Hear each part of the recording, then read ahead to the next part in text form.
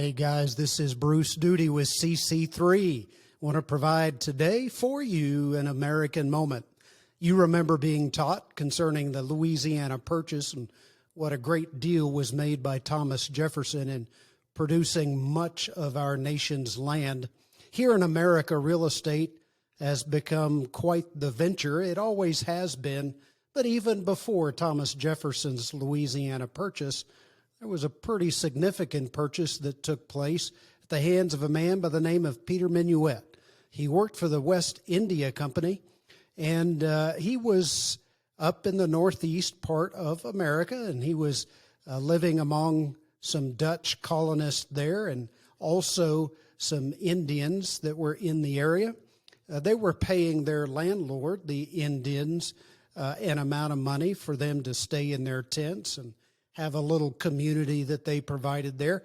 He foresaw, though, in this peninsula or island that they sometimes call it, there would someday exist hundreds, maybe even thousands of people that would live in this beautiful place where they can grow crops and build towns or cities. Well, Peter convinced his landlords, the Indians there, that he would like to buy that for 60 guilders, what would today be about $35 or $40, I would believe. And well, Peter Minuit purchased the Manhattan Island, or really it's a peninsula there.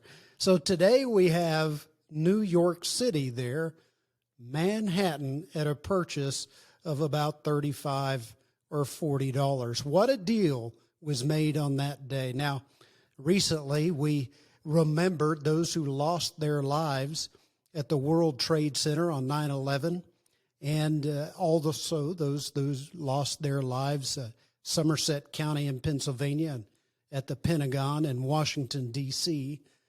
But New York City has certainly seen its ups and downs. But think about the vision of Peter Minuit.